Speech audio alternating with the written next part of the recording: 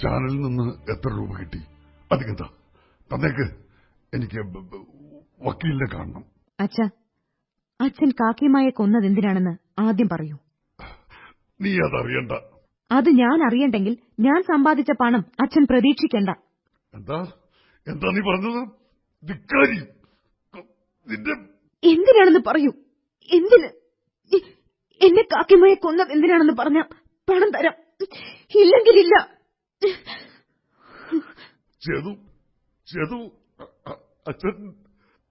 അച്ഛന് എനിക്കറിഞ്ഞേ തീരൂ. പാവം എന്റെ ചമ്പയുടെയും രാരിയുടെയും അമ്മ. എന്താ ഇവിടെ? കാക്കിമയെ കൊന്നത് എന്തിനാണെന്ന് ഞാൻ അച്ഛനോട് ചോദിച്ചു. അപ്പോ എന്റെ കഴുത്തിന് കുത്തിപ്പിടിച്ചു. ആർക്കറിയാം, അനിയന്റെ ഭാര്യ എന്നത് മറന്ന് അവളെയും കയറി പിടിച്ചു കാണും. നിന്നെ കൊന്നതേ ഞാൻ.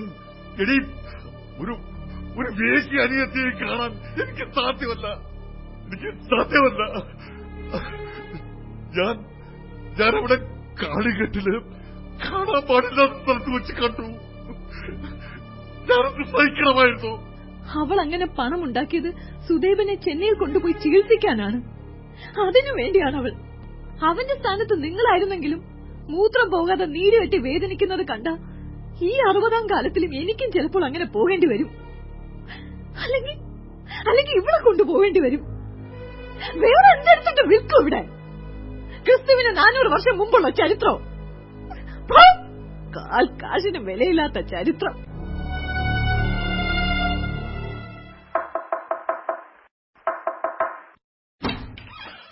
ഷിബ്ദേ ബാബു, എന്താ ഈ നേരത്ത്? എത്രയും വേഗം നിന്നെ ഇവിടുന്ന് മാറ്റാനാണ് ഓർഡർ. മാറ്റാനോ? എവിടേക്ക്? ജയിലിലേക്ക്.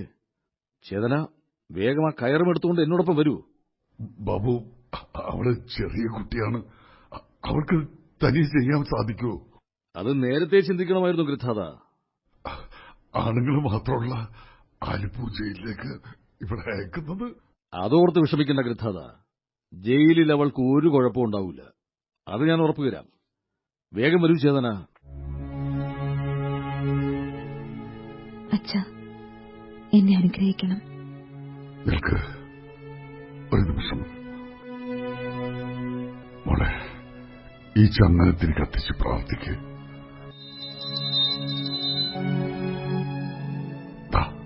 ഈ മദ്യം നമ്മുടെ പിതാമഹന്മാരെ ധ്യാനിച്ച് 3 വട്ടം തെറിപ്പിക്കും. ദൈവാനുഗ്രഹിക്കട്ടെ.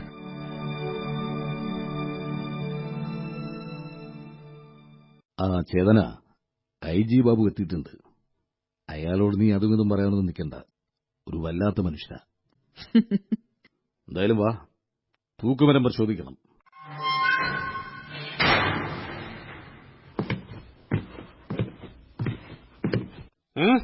എന്താ ഇതിൽ കുടുക്കിട്ടില്ലല്ലോ? കൃത്യം നടപ്പാക്കുന്നതിന് തൊട്ടു മുൻപ് മാത്രമേ കുടുക്കിടാറുള്ളൂ IG ബാബു. ഈ മണച്ചാക്കിന്റെ തൂക്കം ഒരു 75 കിലോയിൽ കൂടുതലുണ്ടാവും സാബ്. ഈ കയറിന്റെ ഭാരം എത്ര വരും? 3.2 കിലോ. എങ്ങനെ അറിയാം ഇത്ര കൃത്യമായിട്ട്? പരിചയം സാബ്, കണ്ടും കേട്ടുമുള്ള പരിചയം. നീ ആവശ്യത്തിൽ കൂടുതൽ സംസാരിക്കുന്നു. 770 പേരാണ് നേരിൽ കാണാൻ അനുവാദം വാങ്ങിച്ചിട്ടുള്ളത്. മറ്റന്നാൾ രാവിലെ 4:30 കൃത്യം നടക്കുന്നതുവരെ ഇവിടെ നിർത്താനാണ് മുകളിൽ നിന്നുള്ള ഡയറക്ഷൻ. ചേതന, യതീന്ദ്രനാഥ് ബാനർജിയുടെ സഹോദരൻ രാഷ്ട്രപതിക്ക് സമർപ്പിച്ച ദയാഹർജിയിന്മേലുള്ള തീരുമാനം ഉടനെ വരും. ഇത്തവണ ഇത് മാറ്റിവെക്കൂ? ഇല്ല, അതിനൊരു സാധ്യതയുമില്ല. അതെ, ഇല്ല. അയാളിൽ മരണലക്ഷണം കാണുന്നുണ്ട്. കഴുത്ത് നീല നിറമായിരിക്കുന്നു.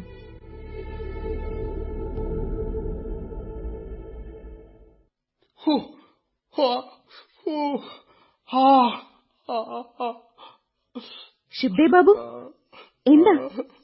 3-ാം നമ്പർ സെല്ലിൽ എന്തുണ്ടായി? എന്തിനാണ് അയാൾ നിലവിളിക്കുന്നത്?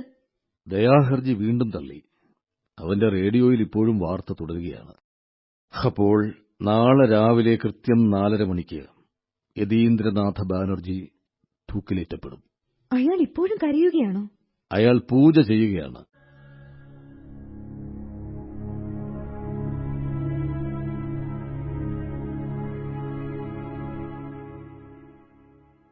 ചേതന, ഇതാ പ്രസാദമാണ്.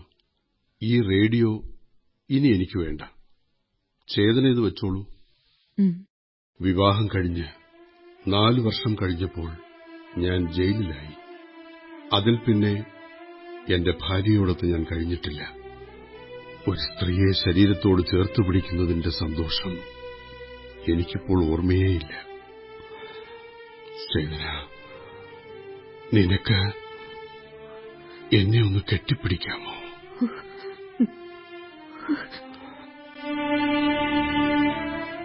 അങ്ങനെ അങ്ങനെ. യതീന്ദ്രബാബു, നിങ്ങൾ കരയുകയാണോ? നിങ്ങളുടെ ഹൃദയത്തിൽ വല്ലാത്ത ചൂടുണ്ടല്ലോ. നിങ്ങളുടെ കഴുത്തും വല്ലാതെ പിടയ്ക്കുന്നുണ്ട്. അതൊരു കുടിക്കിന് വേണ്ടി യാചിക്കുന്നത് പോലെ.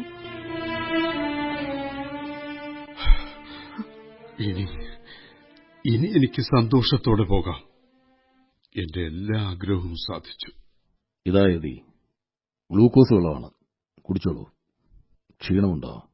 ഇല്ല ബാബു, ചേതനയെ ഇവിടെ തന്നെ ഇരുത്തണം. എനിക്കവളെ കണ്ടുകൊണ്ടേയിരിക്കണം. എടാ വിഡ്ഢി, അവള് നിന്നെ കൊല്ലാമെന്നവളാ. എന്നാലെന്ത്, നല്ല ഭംഗിയല്ലേ ഇവളെ കാണാൻ. ചേതന, എന്റെ കയ്യും കാലും നീ കെട്ടുമ്പോൾ സൂക്ഷിക്കണം. മുറുക്കി കെട്ടരുത്. കാറ്റും വെളിച്ചവും തട്ടാതെ എന്റെ തൊലി വളരെ ലോലമായി പോയി. ഒരുപാട് മുറുക്കിയാൽ അത് മുറിച്ച് ചോര വരും.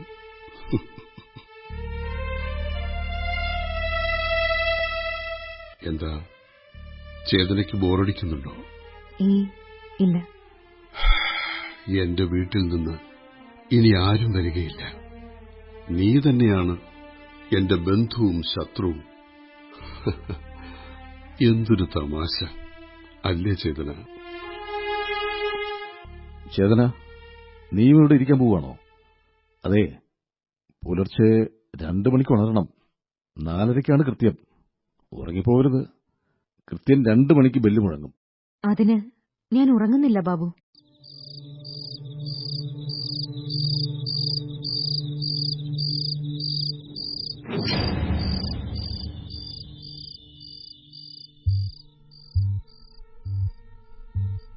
ചേതന, എന്താണ് ചിന്തിക്കുന്നത്?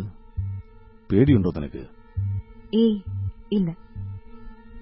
നോക്ക്, തൂക്കുമരത്തിന് താഴെ നിലവറപ്പലകയുടെ വെളുത്ത വൃത്തത്തിനുള്ളിൽ അതാ അയാൾ നിൽക്കുകയാണ്. ചേതന, ഇതാ കയറ്. ഇനി എല്ലാം 1 നിമിഷം കൊണ്ട് വേണം. വേഗം. യതി ബാബു, മഴ ചാറുന്നുണ്ട്. ചാറ്റൽ മഴ. എന്റെ അവസാനത്തെ മഴ. നല്ല തണുപ്പുമുണ്ട്. ആരോ സംസാരിക്കുന്നത് കേൾക്കുന്നു. ആരാണത്? എന്റെ പിതാമഹന്മാർ, ഒരുപക്ഷെ നിങ്ങളുടെയും. നീ എന്തിനാണ് എന്റെ കൈകൾ കൂട്ടിക്കെട്ടുന്നത്? സ്വതന്ത്രവും നിവർന്നതുമായ കൈപ്പത്തി ഒരു വലിയ ആയുധമാണ്. നീ എന്റെ കാലുകളും കെട്ടുകയാണോ? പാദങ്ങൾ ആത്മാവിന്റെ വാഹനങ്ങളുടെ ചക്രങ്ങളാണ്. ഒന്നിച്ചു നിന്നില്ലെങ്കിൽ യാത്ര തടസ്സപ്പെടും. ചേതന, മുഖംമൂടി അണിയിക്കൂ.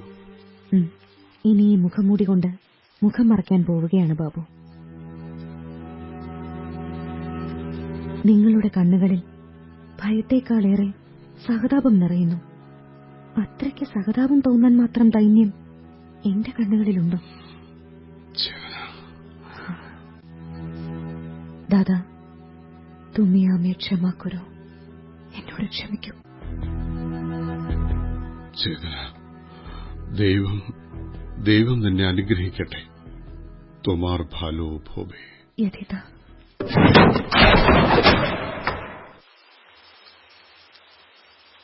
ചേതന, വെരി ഗുഡ്, പെർഫെക്റ്റ്.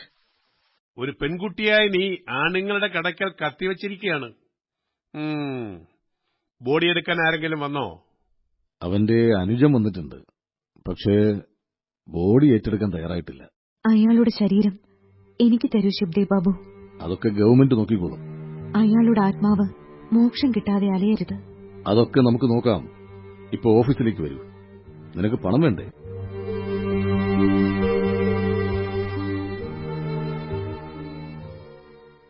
അയാൾ എന്നെ വീണ്ടും വഞ്ചിച്ചു.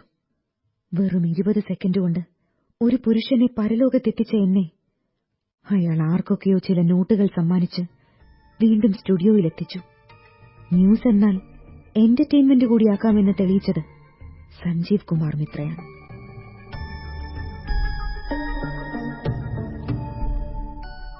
കൺഗ്രാറ്റുലേഷൻസ് ചേതന.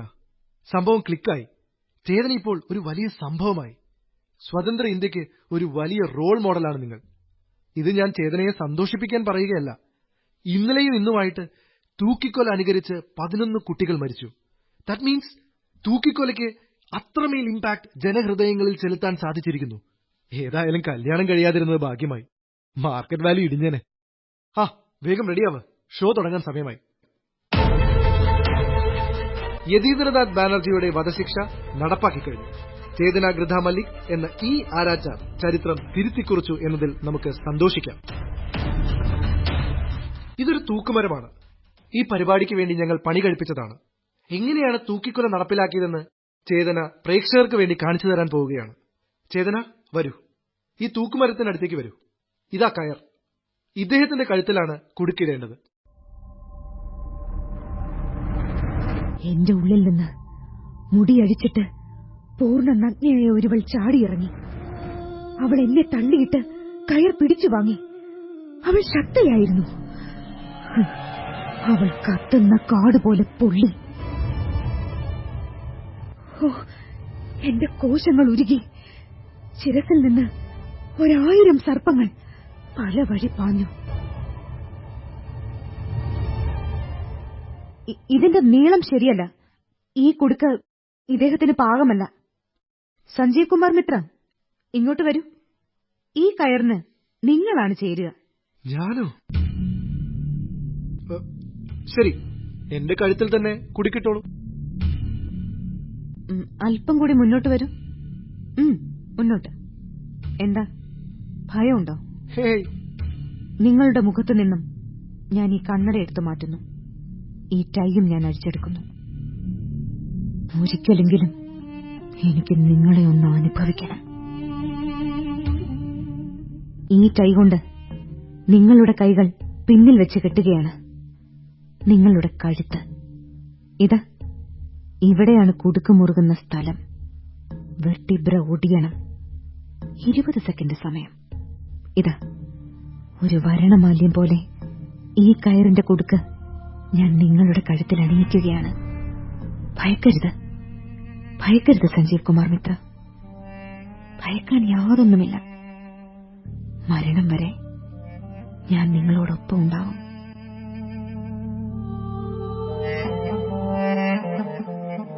നീലപ്പൂക്കൾ നിറഞ്ഞ അപരാജിത വള്ളി എന്റെ സിരകളിൽ പൊട്ടിമുളച്ചു പടർന്നു. അയാളുടെ കണ്ണുകളിൽ ഭയവും എന്റെ മനസ്സിൽ പ്രണയവും നിറഞ്ഞു. ഞാൻ സാവധാനം കുടുക്ക് മുറുക്കി. മിന്നൽ വേഗത്തിൽ കയറിന്റെ മറ്റേ തുമ്പും വലിച്ചു.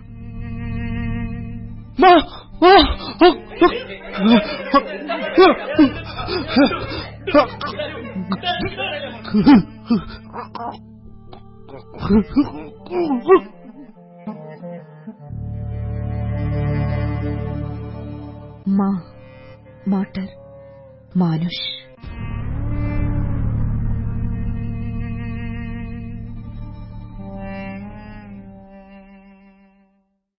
പ്രണയത്തിന്റെയും മരണത്തിന്റെയും മണ്ണിന്റെയും പേരിൽ എന്റെ നാമവും ജീവിതവും ഭാരതത്തിലും മുഴുവൻ ലോകത്തിലും ഞാൻ അനശ്വരമാക്കി. ഞാൻ ഭവിഷ്യത്തിലേക്കുള്ള യാത്ര ആരംഭിച്ചു. जोड़ी तोड़ाक्षुने के बुनाश तो भी एकला चलो रे.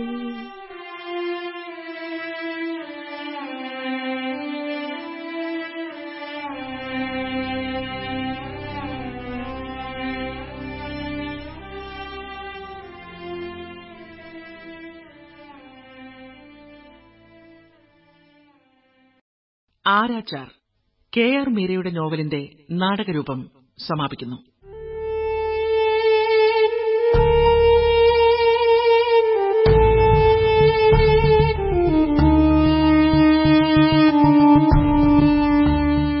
റേഡിയോ രൂപം അനിൽ ജനാർദ്ദനൻ. സംവിധാനം എൻ. വാസുദേവ്. സംഗീതം ബി.ആർ. ബിജുറാം.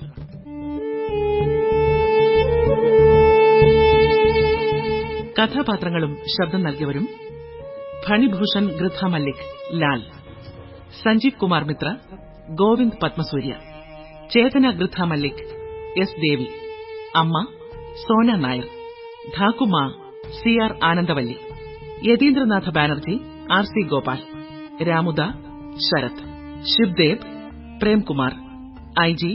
കൊല്ലം തുളസി, ത്രൈലോക്യദേവി മീന നെവിൽ, പ്രതിമ ഘോഷ് അടൂർ ആശാദേവി, സുഖ്ദേവ് ഗൃഥ മല്ലിക് പള്ളിപ്പുറം ജയകുമാർ, അമർത്യ ഘോഷിന്റെ അച്ഛൻ തൃപ്പാദപുരം രവി, കാക്കുമ ചന്ദ്രു നിർമ്മൽ.